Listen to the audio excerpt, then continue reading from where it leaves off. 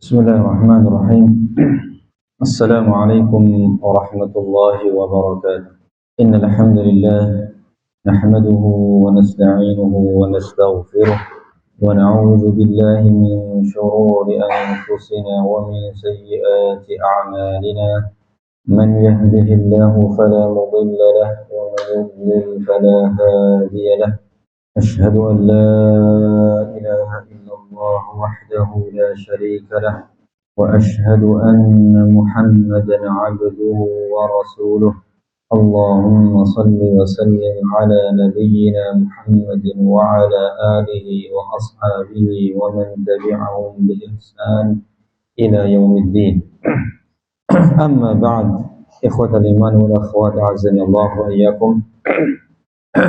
Alhamdulillah, pada kesempatan sore hari ini kita melanjutkan kajian rutin kita pada pembahasan kitab tauhid, yang mana di pertemuan yang lalu kita sudah masuk pada bab yang ke-14, bab qaulihi ta'ala ayusyrikuna ma la yakhluqu syai'an wa hum yukhlaqun, yang diberi judul dengan bab oleh penulis dengan nama tidak seorang pun yang berhak disembah selain Allah Subhanahu wa ta'ala.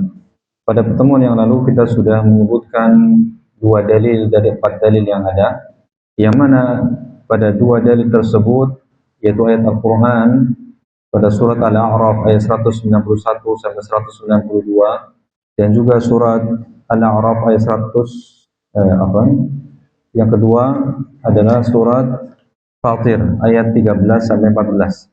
Yang mana pada dua ayat tersebut, atau beberapa ayat tersebut, dijelaskan tentang kelemahan-kelemahan sesembahan selain Allah Subhanahu wa ta'ala, yang mana satu kelemahan saja yang mereka miliki, ya, yakni bahwasanya mereka tidak mampu untuk menciptakan, itu sudah cukup untuk dikatakan tidak pantas dijadikan sebagai sesembahan. Ya, satu saja itu saja, bahwa mereka tidak mampu untuk menciptakan, karena satu-satunya yang mampu untuk menciptakan hanyalah Allah Azza wa Jalla. Ya, belum lagi kemudian kelemahan-kelemahan yang lainnya, seperti misalnya mereka bahkan diciptakan, mereka juga tidak mampu memberikan pertolongan kepada orang-orang yang menyembahnya. Bagaimana mereka akan bisa memberikan pertolongan kepada orang-orang yang menyembahnya, sedangkan diri mereka tidak mampu menolong diri mereka sendiri. Ya. Itu pada ayat Al-A'raf ayat 191 sampai 192. Ya, kemudian pada Fatir, surat Fatir ayat 13 sampai 14 dijelaskan oleh Allah Azza wa Jalla bahwa sembahan-sembahan selain Allah Azza wa Jalla tersebut tidak memiliki apapun. Ya, tidak memiliki apapun walaupun hanya setipis kulit ari, ya, setipis kulit ari, qitmir, yakni kulit tipis yang ada pada biji kurma. Ya. Kemudian kalau seandainya mereka diseru, mereka tidak mampu mendengar, ya. Dan kalaupun mereka mampu mendengar atau bisa mendengar, mereka tidak bisa mengijabah, ya. Dan nanti pada hari kiamat mereka akan mengingkari peribadatan yang dilakukan oleh orang-orang yang menyembah mereka pada hari kiamat. Termasuk syaitan, termasuk syaitan. Syaitan juga akan berlepas diri. Syaitan akan berlepas diri. Ya. Dan tidak ada yang bisa memberikan keterangan atau kabar kepada kita sebagaimana yang diberikan oleh Allah Azza wa Jalla, yang maha khabir, yang maha mengetahui. Ya. Baik, kemudian dalil yang ketiga. Insyaallah kita masuk pada malam hari ini dalil yang ketiga dan dalil yang keempat, insyaallah. Ya. Dalil yang ketiga diriwayatkan dalam Sahih Bukhari dan Muslim dari Anas bin Malik bahwa pada perang Uhud kepala Rasulullah Shallallahu Alaihi Wasallam yang mulia terluka dan gigi geraham beliau pecah, ya, atau retak. Ya. Beliau Shallallahu Alaihi Wasallam pun bersabda, "Kaifa yuflihu qaumun syajju nabiyahum." Bagaimana akan beruntung satu kaum yang berani melukai nabi mereka. Ya. Kemudian turunlah ayat, "Laisa laka minal amri syai'un aw yatuba 'alaihim aw yu'adzibahum fa innahum zalimun." Setelah Rasulullah mengucapkan perkataan tersebut, kemudian turun ayat ini, yaitu surat Ali Imran ayat 128. Laisa laka minal amri syai'. Wahai Muhammad, engkau tidak memiliki campur tangan sedikit pun, atau tidak ada sedikit pun campur tanganmu dalam urusan mereka. Ya. Aw yatuba alaihim, atau Allah memberi taubat kepada mereka, aw yu'adzibahum, atau mengadab mereka. Itu merupakan haknya Allah Azza wa Jalla. Ya.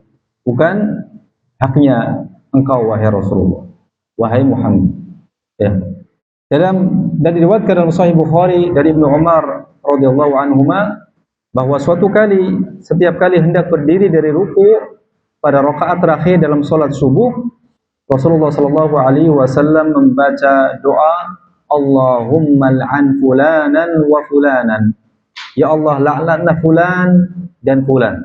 Dan setelah beliau mengucapkan sami Allahu liman hamidah, ya, pada salat subuh, setelah ruku, maka beliau kemudian berdoa. Ini namanya qunut nazilah. Qunut apa? Nazilah. Yaitu qunut atau doa yang dipanjatkan kepada Allah Azza wa Jalla ketika kaum muslimin mendapatkan musibah. Ya. Karena ketika itu banyak yang terbunuh dalam perang Uhud. Ya.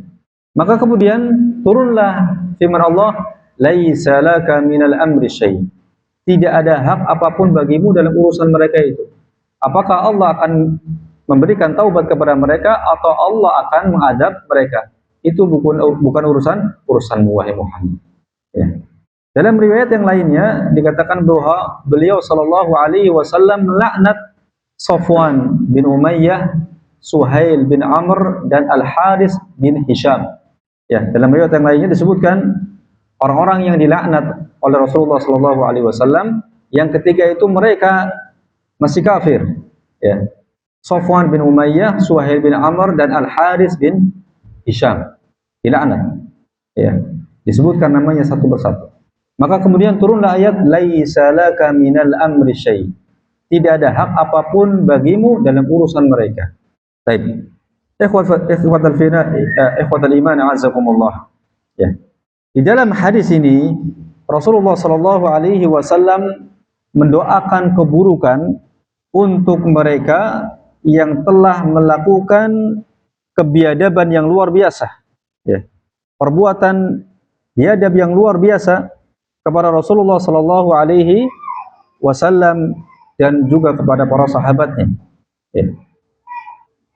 Yaitu mereka berani melukai Rasulullah sallallahu alaihi wasallam dan juga, ya, membunuh dengan cara yang keji. Membunuh para sahabat radhiyallahu taala anhum dengan cara yang keji, ya. Yang mana ini merupakan sesuatu yang sangat di luar adab kemanusiaan. Sampai-sampai Rasulullah sallallahu alaihi wasallam mendoakan keburukan kepada orang-orang kafir tersebut. Namun bersamaan dengan itu, Allah Azza wa Jalla tetap saja menegur Rasulullah sallallahu alaihi wasallam atas doanya tersebut.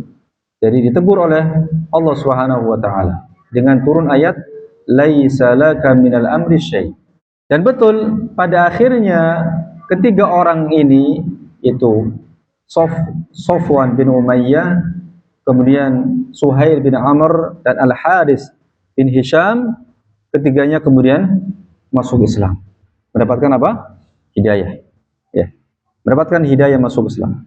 Yang mana ini menunjukkan bahwa hidayah, petunjuk, dan juga kesesatan bukan berada di tangan Rasulullah sallallahu alaihi wasallam. Ya. Hak untuk memberikan hidayah atau tidak memberikan hidayah ini bukan di tangan Rasulullah sallallahu alaihi wasallam. Ya. Berarti ini menunjukkan apa? Menunjukkan kelemahan. Menunjukkan kelemahan, salah satu kelemahan sisi Rasulullah sallallahu alaihi wasallam.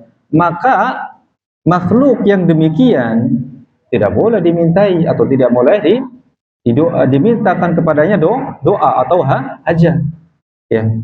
Padahal levelnya adalah Rasulullah sallallahu alaihi wasallam, ya. Nah, apalagi kemudian pada orang yang levelnya di bawah, jauh di bawah beliau. Nah, ini sisi pendalilannya, ya.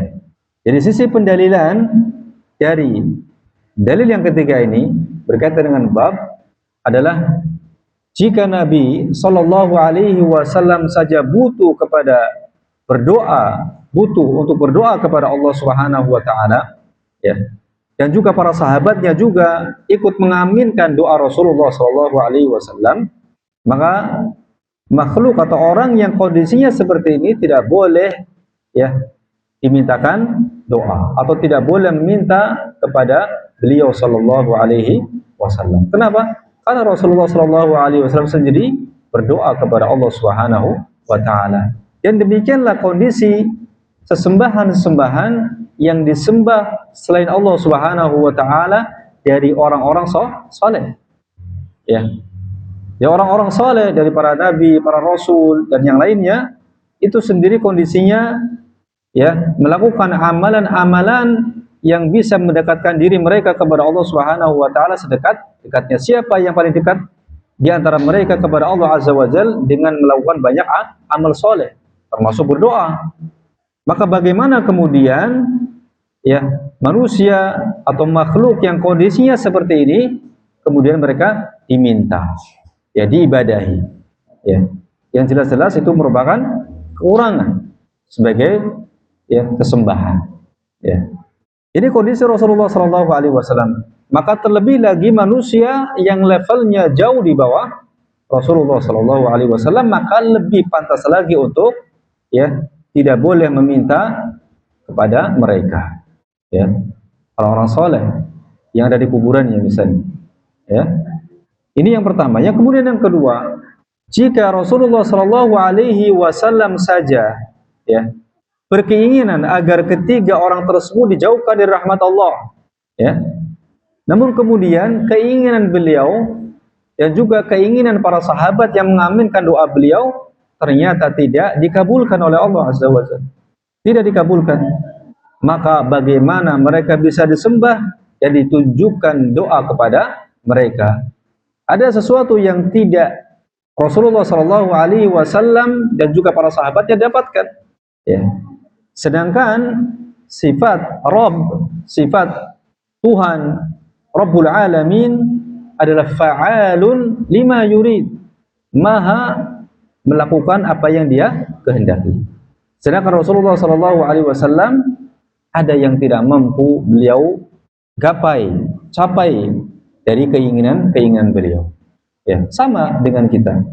Beliau Shallallahu Alaihi Wasallam ingin agar pamannya Abu Thalib masuk Islam, mendapatkan hidayah. Rasulullah doakan agar dia mendapatkan hidayah. Allah tidak kabul, ya, Allah tidak kabul, ya. Dan sebaliknya, orang-orang yang Rasulullah Shallallahu Alaihi Wasallam doakan agar dijauhkan dari rahmatnya, malah apa? Diberikan hidayah. Ya. Ini menunjukkan bahwasanya hidayah taufik itu hanya milik Allah Subhanahu wa Ta'ala. Dan ini menunjukkan kelemahan sebagai seorang makhluk, ya, Rasulullah Shallallahu Alaihi Wasallam. Maka tidak pantas untuk kemudian dijadikan sesembahan selain Allah. Dan demikian kondisi seluruh nabi dan rasul yang lainnya. Ya, ini kita sedang berbicara level seorang rasul, seorang nabi, bahkan sebaik-baik nabi dan rasul, sebaik-baik manusia. Apalagi kemudian yang dijadikan sesembahan adalah mereka orang-orang soleh yang levelnya jauh di bawah Rasulullah Sallallahu Alaihi Wasallam. Maka bagi orang-orang yang berpikir, dia akan bisa mengambil pelajaran. Ya. Kemudian kita masuk ke dalil yang keempat. Dalil yang keempat diriwayatkan pula dalam Sahih Bukhari dari Abu Hurairah radhiyallahu anhu bahwa ketika diturunkan kepada Rasulullah sallallahu alaihi wasallam firman Allah, wa anzir ashiratakal aqrabin, dan berilah peringatan kepada keluargamu yang terdekat. Maka beliau pun langsung bangkit, ya, dan bersabda, mengumpulkan manusia, dan kemudian berkata di hadapan mereka, wahai sekalian Quraisy, ya, wahai sekalian Quraisy, tebuslah diri-diri kalian. Maksudnya apa? Tebuslah diri-diri kalian dari siksa Allah Subhanahu wa taala. Yaitu dengan cara apa? Yaitu dengan mentauhidkan Allah Subhanahu wa taala dalam ibadah. Ya. Tebus diri-diri kalian dari siksa Allah Azza wa Jalla dengan cara mentauhidkan Allah Subhanahu wa taala dalam ibadah. Ya. Sedikit pun aku tidak bisa berbuat apa-apa di hadapan Allah. La ughni 'ankum minallahi syai'a. La ughni 'ankum minallahi syai'a. Saya tidak mampu berbuat apapun untuk kalian di hadapan Allah Subhanahu wa taala. Yang bisa menyelamatkan kalian di hadapan Allah Subhanahu wa taala adalah iman kalian, amal kalian. Bukan kedekatan nasab. Ya, bukan kedekatan nasab. Atau bukan kedekatan sama-sama bangsa Arab, sama-sama Quraisy, sama-sama keturunan Nabi Ismail. Ya. Kemudian Rasulullah mengatakan kepada Ibnu Abbas, wahai Ibnu Abbas bin Abdul Muthalib, ya, sedikit pun aku tidak bisa berbuat apa-apa untukmu nanti pada hari kiamat. Ya. Wahai Safiyah, bibi Rasulullah, sedikit pun aku tidak bisa berbuat apa-apa untukmu, ya, di hadapan Allah kelak. Wahai Fatimah, binti Rasulullah, binti Muhammad, mintalah kepadaku apa yang kamu inginkan dari hartaku. Ya. Sedikit pun, tapi sedikit pun aku tidak mampu berbuat apa-apa untukmu nanti di hadapan Allah pada hari kiamat. Ya. Baik. Apa sisi pendalilan dari hadis ini? Sisi pendalilan hadis ini. Sisi pendalilannya yakni bahwa Rasulullah Shallallahu Alaihi Wasallam itu tidak bisa menyelamatkan orang terdekatnya dari neraka jahanam, dari siksa Allah Subhanahu Wa Taala, termasuk putri tercintanya Fatimah radhiyallahu anha.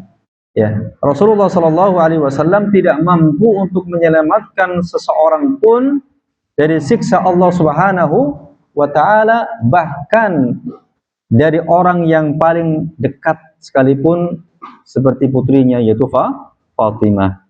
Bagaimana kemudian beliau mampu untuk menjamin keselamatan kepada orang selain mereka yang nasabnya sangat dekat dengan Rasulullah Shallallahu Alaihi Wasallam.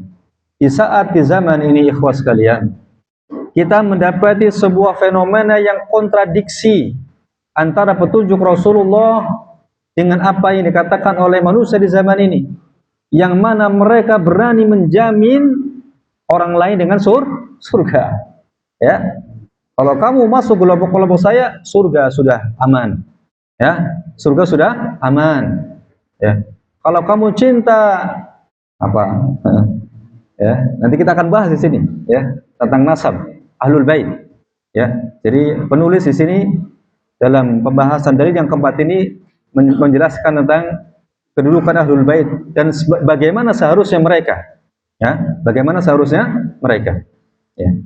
Ini Rasulullah Shallallahu Alaihi Wasallam nggak berani menjamin terbebasnya siksa api neraka dari keluarga terdekatnya Fatimah radhiyallahu anha.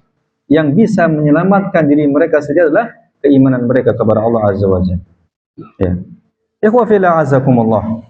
Patut untuk diketahui bahwa Ahlul Bait, Ahlul Baiti Rasulullah sallallahu alaihi wasallam, Ahlul Bait, jika dia baik, ya, jika dia baik, maksudnya jika dia beriman, ya, beriman kepada Allah Azza wa Jalla dan Rasulnya, kemudian amalnya juga baik, ikhlas karena Allah Azza wa Jalla, dan juga mengikuti tuntunan Rasulullah sallallahu alaihi wasallam, ya, ini kita sebut dengan kalimat, kita sederhanakan dengan baik. Jika Ahlul Bait itu baik, maka, ya, itu merupakan keutamaan baginya. Keutamaan, ya. Yang mana keutamaan ini melebihi keutamaan orang biasa yang bukan dari kalangan Ahlul Bait. Nah, ini kita harus pahami itu. Ya, kita harus pahami itu. Dan Ahlus Sunnah, ya, sangat memuliakan Ahlul Bait, Ahlul Bait Rasulullah sallallahu alaihi wasallam, termasuk istri-istri beliau. Ya, termasuk istri-istri beliau adalah Ahlul Bait. Ya, tidak seperti orang-orang Syiah yang mengklaim cinta Ahlul Bait tapi mencela istri-istri Rasulullah sallallahu alaihi wasallam. Ini adalah pengakuan yang dusta. Bagaimana bisa mengklaim cinta Ahlul Bait tapi menuduh Ummul Mukminin Aisyah radhiyallahu anha dengan zina? Nauzubillah. Nauzubillah. Ya. Ahlus Sunnah sangat memuliakan Ahlul Bait. Ya. Dan jika ada orang mengaku sebagai Ahlul Bait, taib. Ya. Kita katakan kalau itu memang benar, kita muliakan, kita hormati. Urusan Anda berbohong atau tidak itu urusan Anda dengan Allah Azza wa Jalla. Nah, ya. Tidak perlu kemudian meributkan ini benar nasabnya atau tidak. Ya. Yang jelas barometer kemuliaan seorang bukan pada nasabnya. Naam, jika ada ahlul bait maka itu menambah kemuliaannya. Ya. Nah, tapi kalau seandainya mereka ahlul bait ini tidak beramal saleh, ya, tidak beramal saleh atau amalnya tidak sesuai dengan tuntunan Rasulullah sallallahu alaihi wasallam, maka statusnya sebagai ahlul bait sama sekali tidak akan menyelamatkannya di akhirat kelak. Ya. Statusnya sebagai ahlul bait tidak akan bisa menyelamatkan statusnya nanti pada hari kiamat jika amalnya tidak saleh. Ya. Lihat bagaimana Rasulullah Shallallahu Alaihi Wasallam menyuruh Fatimah radhiyallahu anha, ya, dan juga Al Abbas yang jelas-jelas merupakan ahlul bait terdekat sekaligus sahabat beliau Shallallahu Alaihi Wasallam, ya, yang paling dekat. Rasulullah melihatnya dan tidak ada keraguan sama sekali tentang kebenaran nasabnya, nggak ada keraguan sama sekali. Tapi Rasulullah tetap mengatakan, ya, inni la ughni anki minallahi syai'a, kepada Fatimah, saya tidak bisa berbuat apapun nanti untukku di hadapan Allah Azza wa Jalla. Ya. Tebus dirimu sendiri. Yaitu dengan apa? Dengan mentauhidkan Allah Subhanahu wa taala dalam ibadah, menjadi ahli tauhid. Nah, baru nanti kalau Anda menjadi ahli tauhid, mengikutiku, ya, beriman kepadaku, beriman kepada Allah dan juga kepadaku, barulah kemudian, ya, nasab ini akan bermanfaat untukmu nanti pada hari kiamat. Ya. Pun sebagaimana dunia bermanfaat, dimuliakan. Ya. Rasulullah Shallallahu Alaihi Wasallam bersabda, "Wa man batta'a bihi 'amaluh lam yusri' bihi nasabuh." Barang siapa yang amalnya lambat, amalnya kurang, lam yusri' bihi nasabuh, maka nasabnya tidak bisa menambah amalnya, maka nasabnya tidak bisa melampaui amalnya. Ya, man batta'a amaluh, man batta'a bihi amaluh, lam yusri' bihi nasabuh. Barang siapa yang lambat atau kurang amalnya, maka nasabnya tidak bisa menambah amalnya atau tidak bisa melampaui amalnya. Al-Imam Al-Ghazali rahimahullah mengatakan, kemudian setelah itu penulis hafizahullah menyebutkan perkataan Al-Imam Al-Ghazali rahimahullah dalam kitabnya Ihya Ulumuddin. Ya, penulis Al-Ustadz Tiranda hafizahullah kemudian menyebutkan, ya, perkataan Al-Imam Al-Ghazali dalam kitabnya Ihya Ulumuddin terkait dengan masalah ini. Al-Imam Al-Ghazali rahimahullah mengatakan, ujub dengan nasab yang mulia sebagaimana ujubnya Al-Hashimiyah. Al-Hashimiyah ini adalah ahlul bait. Ahlul bait. Ya. Sampai-sampai sebagian mereka menyangka bisa selamat hanya dengan kemuliaan nasab. Ya, sebagian mereka. Ya, Al-Imam Al-Ghazali tidak mengatakan seluruhnya. Sebagian mereka menyangka bahwa, ya, mereka bisa selamat hanya dengan kemuliaan nasab. Selamat nanti di akhirat dengan kemuliaan nasab mereka sebagai ahlul bait. Keselamatan leluhur mereka serta telah diampuninya dosa-dosa mereka. Mereka menyangka demikian, sebagian mereka menyangka bahwa dosa-dosa mereka sudah diampuni hanya karena apa? Memiliki nasab kepada Rasulullah sallallahu alaihi wasallam. Ya. Al-Hashimiyah. Ya. Sebagian mereka bahkan menghayal bahwasanya seluruh manusia adalah budak-budaknya. Terjadi ini? Terjadi di negeri kita, ya, Bapak Ibu sekalian. Ya. Menganggap bahwa selain mereka ini seperti apa? Budak. Ya, seperti budak. Ya, disuruh nunduk, disuruh macam-macam. Disuruh ini. Ya. Tidak menunjukkan respect, ya. Bahkan saya mendengar sebuah video potongan ini diceritakan oleh kalangan mereka sendiri yang saling meributkan nasab ini, ya, yang tidak suka dengan eh, mereka yang menisbatkan kepada nasab Rasulullah SAW, itu di antara mereka itu sampai berani ketika berkunjung kepada salah satu kiai, datang, anak kiainya ini adalah pengikut, ya, sampai berani meminta istrinya. Nauzubillah. Ya. Orang ini tertarik dengan istri Pak Kiai, cantik, langsung diminta pada saat itu juga. Kalau tidak, kamu nanti nggak dapat syafaat. Ya. Kalau tidak, nanti kamu nggak dapat apa? Syafaat. Ancamannya nggak gemen-gemen, Pak. Nauzubillah. Ya. Nauzubillah. Sampai seperti itu. Ya. Menjual, gitu ya. Tidak apa? Menjual. Ya. Ya. Ini perkataan siapa? Al-Imam Al-Ghazali rahimahullah. Ya. Sebagian mereka bahkan menghayal bahwasanya seluruh manusia adalah budak-budaknya. Ya. Dijadikan pelayan. Ya. Jadikan keset. Ya, sendalnya, istilahnya seperti itu. Ya. Kedibal. Bahasa berbahasa apa? Kedibal. Ya. Jadi kedibal. Ya. Subhanallah. Ya. Kemudian beliau melanjutkan, obat ujub ini, ya, obatnya apa? Nah, jika seorang memiliki betul bahwa dia memiliki nasab sampai kepada Rasulullah SAW, kalau kita kayaknya enggak lah, jauh ya, jauh ya. Ya. Kalau ada, ya, kemudian dia memiliki nasab, ya, maka obat ujubnya adalah hendaknya dia mengetahui bahwasanya jika dia menyelisih perbuatan dan akhlak leluhurnya, ya, menyelisih apa? Perbuatan dan akhlak leluhurnya, sedangkan dia menyangka bahwa dia akan ikut serta bersama mereka, maka ini adalah orang yang jahil, ya, orang yang jahil hakikatnya. Ada orang yang mengaku memiliki nasab sampai kepada Rasulullah SAW, kemudian dia ujub dengannya, dia menganggap bahwa, ya, perbuatan dia yang menyelisihi leluhurnya ini, ya, bisa menyelamatkan dirinya dari siksa api neraka. Hanya karena apa? Hanya karena memiliki nasab kepada Rasulullah SAW. Maka ini adalah orang yang jahil, orang yang jahil. Ya. Kemudian beliau mengatakan, jika dia hendak meneladani leluhurnya, maka ujub bukanlah termasuk akhlak leluhurnya. Akhlak leluhurnya apa? Rendah hati, tawadhu. Rasulullah SAW tawadhu, ya, dan juga ahlul bait yang lain. Ya. Akhlak para leluhurnya adalah rasa khauf, rasa takut, ya. Kemudian merendahkan diri, kemudian menghormati manusia dan mencela nafsu atau jiwa mereka.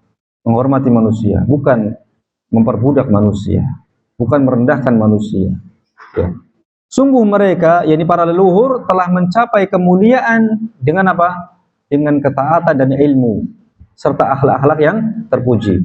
Mereka mendapatkan kemuliaan, ya, karena ketaatan dan ilmu serta akhlak-akhlak yang terpuji. Jika ingin, ya, meneladani leluhur, maka teladani dalam hal ini. Teladani dalam ketaatan, teladani dalam ilmu dan juga akhlak yang terpuji. Lisannya dijaga, ya, lisannya apa? Dijaga. Tidak suka mencela, ya, berkata kotor, kata-kata binatang keluar, dan itu diucapkan di halayak ramai.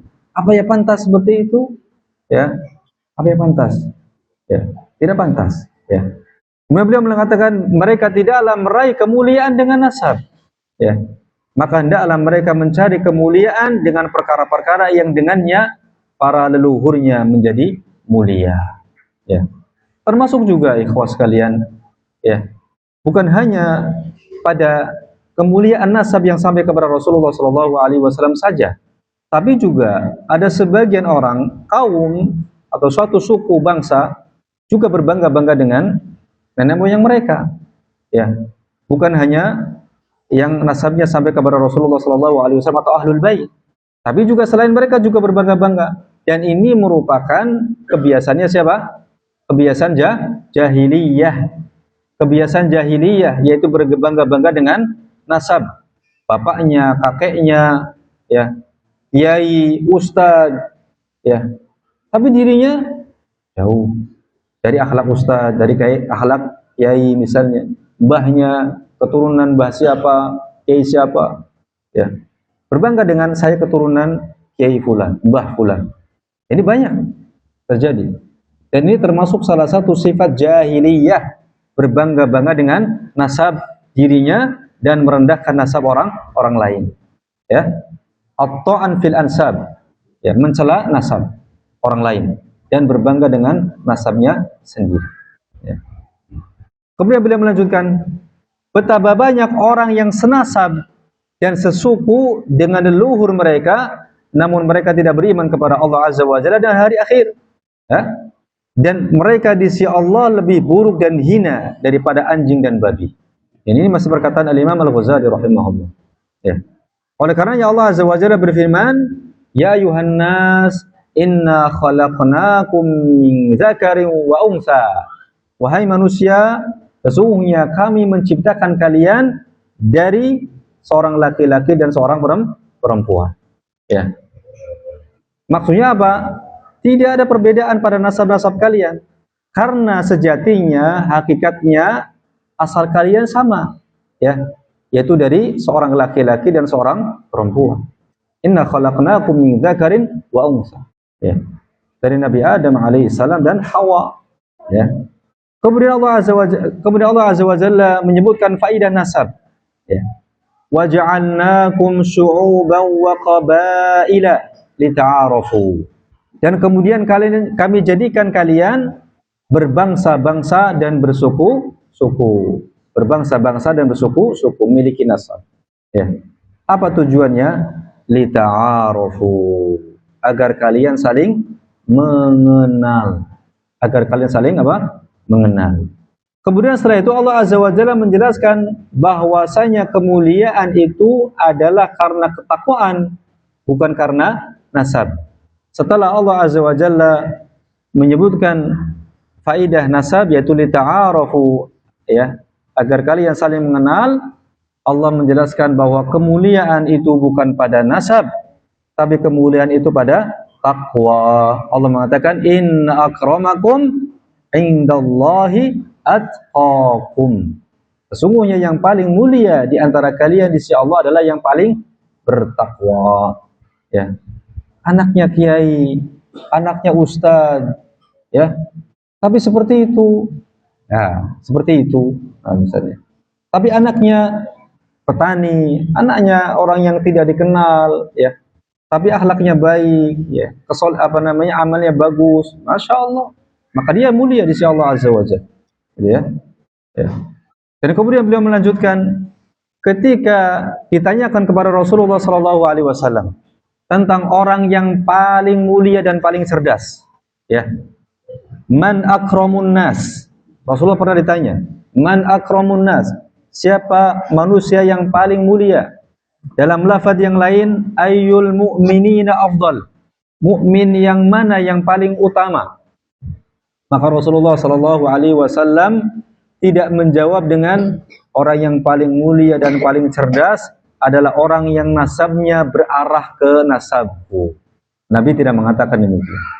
Tapi beliau menjawab, perhatikan ikhwas sekalian, orang yang paling mulia dan paling cerdas atau mukmin yang paling utama. Kata Rasulullah SAW, beliau mengatakan, akramuhum aktsaruhum dzikran lil maut wa asyadduhum isti'dadan lah. Yang paling mulia dari manusia adalah yang paling banyak mengingat kematian, ya, yang paling banyak mengingat kematian. Ini kalau seandainya saya mati dalam kondisi seperti ini, apa jadinya? Hah? Apa jadinya? Kalau seandainya saya mati dalam kondisi apa? Maksiat seperti ini, apa jadinya? Ya, banyak mengingat kematian. Wa asyadduhum isti'dadan lah, dan yang paling kencang persiapannya untuk menghadapi kematian itu. Yang paling bagus persiapannya untuk menghadapi apa? Kematian itu. Ya. Ini orang yang paling cerdas atau paling apa? Mulia dan paling utama dari kaum mukminin. Yang paling banyak mengingat apa? Kematian, dan yang paling kencang persiapannya untuk menghadapinya itu, menghadapi apa? Kematian. Ya. Berapa banyak orang yang keluar dari rumahnya, ya, pamitan dengan keluarganya, ya, kemudian pulang dibawa mobil jenazah dalam keadaan sehat, keluar, subhanallah, ya. Paling banyak mengingat apa? Kematian. Dan yang paling kencang, yang paling bagus, yang paling serius, ya, persiapannya untuk menghadapi kematian tersebut. Tapi begitu ikhwah, manusia itu angan-angannya paling panjang atau lebih panjang daripada kematiannya. Itu manusia, ya, pengen ini, pengen itu, pengen ini, pengen itu, padahal kematiannya lebih dekat daripada angan-angannya, ya. Kemudian beliau melanjutkan, dan Rasulullah sallallahu alaihi wasallam bersabda, "Innallaha azza wa jalla qad adhaba 'ankum ubiyatal jahiliyah wa fakhraha bil aba." Sesungguhnya Allah azza wa jalla telah menghilangkan dari kalian kesombongan jahiliyah, ya, kesombongan ala jahiliyah, ya, wa fakhraha bil aba, dan kebanggaan kalian dengan leluhur, kebanggaan kalian dengan kakek moyang. Allah telah menghilangkan itu dari Islam, dari para sahabat radhiyallahu taala anhum. Karena itu merupakan ciri khas orang-orang jahiliyah, berbangga-bangga dengan leluhur, berbangga-bangga dengan nasab, ya. Allah telah menghilangkan ini dari kaum mukminin, ya. Mu'minun taqi, yang ada adalah seorang mukmin yang bertakwa, wa fajirun syaqi, orang yang jahat yang akan sengsara, orang jahat yang sengsara, ya. Antum banu Adam wa Adam min turab. Kalian semua adalah anak keturunan Adam, dan Adam itu berasal dari tanah. Apa yang mau dibanggakan? Dari tanah, sama-sama dari tanah. Kemuliaan kalian ada pada takwa kepada Allah Subhanahu wa taala, bukan pada semata-mata pada nasab. Bukan semata-mata pada nasab, ya. Dan Rasulullah sallallahu alaihi wasallam juga bersabda, "Inna awliya'i yaumal qiyamah al-muttaqun." Sesungguhnya wali-waliku nanti pada hari kiamat adalah orang-orang yang bertakwa. Wa in kana nasabun aqraba min nasab. Meskipun sebagian kalian lebih dekat nasabnya kepadaku dibandingkan yang lainnya, ya. Artinya orang-orang yang beriman itu ada yang nasabnya lebih dekat kepada Rasulullah daripada yang lainnya, ya. Fala ya'tinin nas bil a'mal wa ta'tuna bidunya tahmilunaha ala riqabikum, ya. Maka jangan sampai orang-orang yang bukan termasuk ahlul bait, yakni orang-orang biasa, mendatangiku dengan membawa amal, ya. Adapun lantas kalian yang sebagai ahlul bait, ya, malah mendatangiku membawa dunia yang kalian pikul di atas leher-leher kalian. Ya, ini peringatan bagi orang yang memiliki nasab dekat kepada Rasulullah sallallahu alaihi wasallam. Ironis, kalau seandainya kalian yang memiliki nasab dekat denganku, kalian tidak membawa amal pada hari kiamat. Sedangkan orang-orang yang tidak memiliki nasab kepadaku, bukan ahlul bait, mereka justru membawa apa? Amal. Maka jangan sampai seperti itu. Ini peringatan kepada siapa? Ahlul bait, kepada orang-orang yang memiliki nasab kepada Rasulullah sallallahu alaihi wasallam. Jangan sampai nanti orang-orang yang tidak memiliki nasab sebagai ahlul bait malah datang dengan membawa amal, sedangkan kalian malah datang dengan membawa dunia yang kalian pikul di leher-leher kalian. Ya, subhanallah, ya. Fataqulun, kemudian kalian wahai ahlul bait mengatakan, ya Muhammad. Maksudnya apa? Ya Muhammad, tolonglah kami, beri kami pertolonganmu, beri kami syafaatmu, begitu. Faqul, maka ketika itu aku akan mengatakan, kata Rasulullah, hakadha, tidak, sambil memberikan apa? Isyarat tidak. Rasulullah tidak akan memberikan pertolongan, ya, kepada umatnya yang tidak membawa amal. Dan tidak ada amal yang paling afdal daripada amal iman, tauhid. Ya. Baik, azan. Betul. Ya.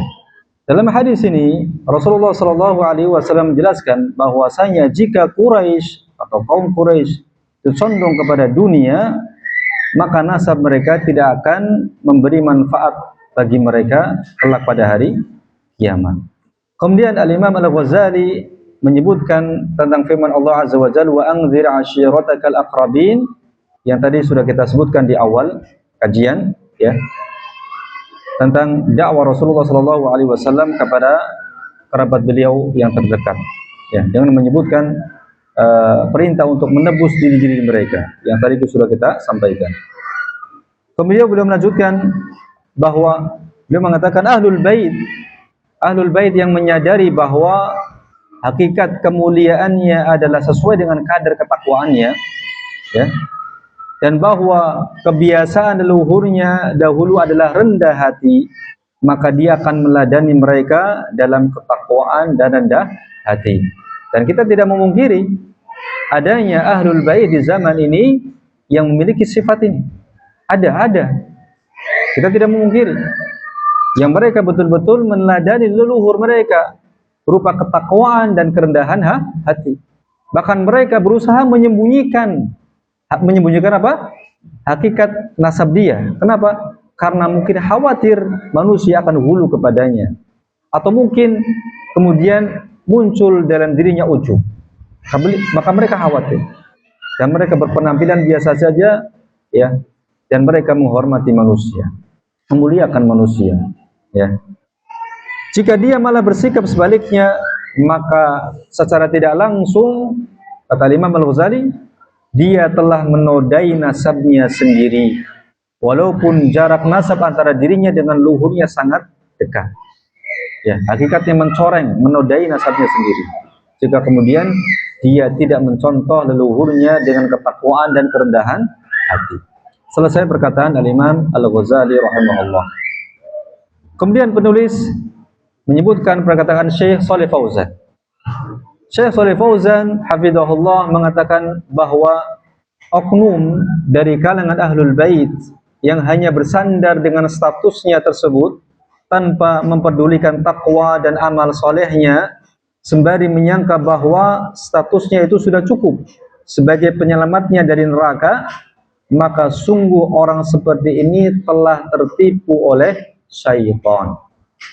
Ya, telah tertipu oleh syaitan. Ya. Ini perkataan Syekh Shalih Fauzan hafizahullah.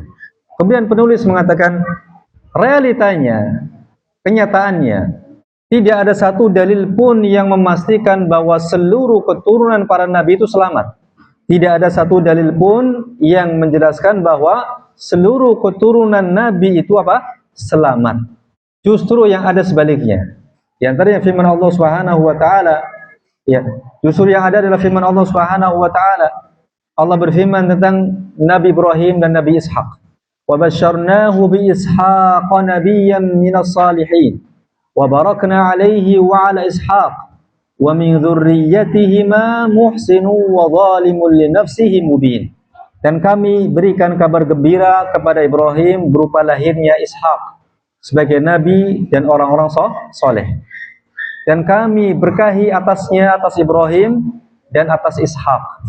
Dan dari keturunan keduanya, lihat, muhsin, ada yang berbuat baik, ya, wa zalimun li nafsihi mubin, dan juga ada yang menzalimi dirinya sendiri dengan nyata, ya. Dan perbuatan zalim, menzalimi diri sendiri, yakni dengan berbuat dosa, baik itu dosanya adalah level kesyirikan ataupun dosa secara umum yang tidak sampai pada level kesyirikan. Jadi tidak ada jaminan keturunan Nabi itu semuanya apa? Selamat. Ya. Dan kita semua keturunan Nabi Adam alaihissalam. Apakah semuanya selamat? Tidak. Ya. Jadi sangat-sangat naif sekali kalau kemudian ada orang bersandar kepada bersandar kepada nasab, ya, bersandar kepada nasabnya saja untuk mendapatkan apa? Keselamatan. Kemudian menakut-nakuti manusia kaum muslimin dengan nasabnya agar mendapatkan apa? Keselamatan. Dengan mengikuti mereka, dengan menjadi budak mereka, dengan menjadi kedibal mereka. Naudzubillah. Naudzubillah. Ya. Ya. Al-Imam Asy-Syaukani mengomentari ayat ini, ya. Bal innama yantafi'una bi a'malihim la bi abaihim. Ya. Akan tapi mereka bisa mengambil manfaat itu dengan amal-amal mereka. Yani mereka yang memiliki nasab kepada Nabi, ya. La bi abaihim, bukan dengan bapak-bapak mereka atau nenek moyang mereka. Fa innal yahuda wan nasara wa in kanu min waladi ishaq faqad saru ila ma saru ilaihi min ad-dhalal mubin. Ya. Sesungguhnya orang-orang Yahudi dan Nasara, mereka keturunan mana? Keturunan siapa? Ishak. Keturunan Nabi Ishak, orang-orang Yahudi dan Nasara, Bani Israel. Bani Israel, anak keturunannya Israel, yaitu Yakub alaihissalam. Ya, Yakub itu anaknya Ishak. Ya.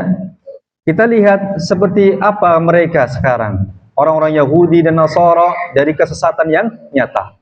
Bahkan orang-orang Yahudi, mereka membunuh nabi-nabi mereka dengan cara yang tidak hak. Ya. Wal Arab wa in kanu min waladi Ismail faqad matu ala syirki illa man anqadahu Allah bil Islam. Orang-orang Arab, meskipun mereka adalah anak keturunan Ismail alaihissalam, ya, tapi mereka telah meninggal, banyak meninggal di atas kesyirikan, kecuali yang diselamatkan oleh Allah Azza wa Jalla dengan keislaman, dengan Islam. Ya, subhanallah. Ini keturunan Nabi. Tidak ada jaminan kemudian mereka mendapatkan keselamatan atau selamat semuanya. Kita lihat juga, ya, salah satu anaknya Nabi Nuh alaihissalam, ya, meninggal dalam keadaan apa? Kafir. Ya. Dan juga istri Nabi Nuh serta istrinya Nabi Lut, ya, pun demikian. Padahal orang yang dekat. Nah, ini menunjukkan bahwa hidayah itu milik Allah Azza wa Jalla, bukan miliknya para nabi dan rasul sallallahu alaihi wasallam. Shalawatullah wa salamuhu alaihim. Dan sekian banyak contoh lainnya. Oleh karena ikhwah, terakhir sebagai penutup, ya, hendaknya seorang, ya, setiap diri kita memaksimalkan amal solehnya sendiri-sendiri. Pada akhirnya kita akan menghadap Allah Azza wa Jal, ya, sendiri-sendiri. Kita akan ditanya satu persatu oleh Allah Azza wa Jal sendiri-sendiri. Ya. Maka hendaknya setiap diri kita memaksimalkan amal soleh diri kita. Jangan kita bergantung kepada nasab, jangan kita bergantung kepada orang tua kita, kesolehan mereka, kemuliaan mereka, tidak. Ya. Terlepas apakah seseorang itu memiliki nasab yang mulia atau tidak, ya, nasabnya baik atau tidak, ya. Terlepas dari itu semua, semuanya harus mengusahakan keselamatan dirinya nanti pada hari kiamat dengan amal solehnya masing-masing, ya, dengan amal solehnya masing-masing. Tapi bukan berarti kemudian kita tidak memiliki tanggung jawab. Tetap kita harus melaksanakan tanggung jawab kita. Misalnya sebagai orang tua, tetap mendidik mereka dengan pendidikan yang terbaik. Kalau kemudian ternyata tidak seperti yang kita harapkan, kita sudah melaksanakan apa? Kewajiban. Pada akhirnya kita akan menghadap Allah masing-masing dengan tanggung jawab masing-masing. Kita sebagai seorang suami atau seorang wanita dengan sebagai seorang istri, sebagai seorang ibu, maka masing-masing hendaknya mengusahakan, ya, keselamatannya dengan amal solehnya masing-masing. Ya. Kenapa demikian? Karena sejatinya salah satu faktor paling utama keselamatan dirinya adalah dengan beramal soleh. Ini yang kita pegang, ya ikhwah. Ini yang dipegang oleh ahlu sunnah wal jamaah. Ya. Tidak seperti firqah-firqah ahlul bid'ah yang sesat, yang tersesat, yang mereka banyak bergantung kepada guru-guru mereka demi keselamatan. Dan mereka juga tidak bisa disalahkan sepenuhnya. Kenapa? Karena guru-guru mereka juga menjanjikan seperti itu. Masuk kelompok kami, selesai. Nggak usah sholat, nggak usah macam-macam. Ya, naudzubillah. Naudzubillah. Ya, seandainya leluhurnya yang berderajat tinggi di sisi Allah kelak hendak memberi syafaat untuknya, maka pada akhirnya Allah Azza wa Jalla akan melihat kepada orang tersebut apakah dia pantas untuk mendapatkan syafaat leluhurnya tersebut atau tidak. Karena Allah Azza wa Jalla hanya akan berikan syafaat kepada hamba yang diridhoinya, yaitu yang beriman kepadanya, yang mentauhidkannya. Jika dia tidak mentauhidkan Allah, kafir, maka setinggi apapun, semulia apapun leluhurnya, itu tidak akan pernah memberikan manfaat. Ya, Pak. Ya. Demikian ikhwah sekalian, wallahu a'lam bishawab. Mudah-mudahan bermanfaat bagi kita semuanya. Ya. Wallahu ta'ala a'la wa a'lam. Sallallahu ala nabiyyina Muhammad wa ala alihi wa sahbihi wa sallam. Wa akhiru da'wana alhamdulillahi rabbil alamin. Subhanakallahumma wa bihamdik asyhadu an la ilaha illa anta astaghfiruka wa atubu ilaik. Assalamualaikum warahmatullahi wabarakatuh.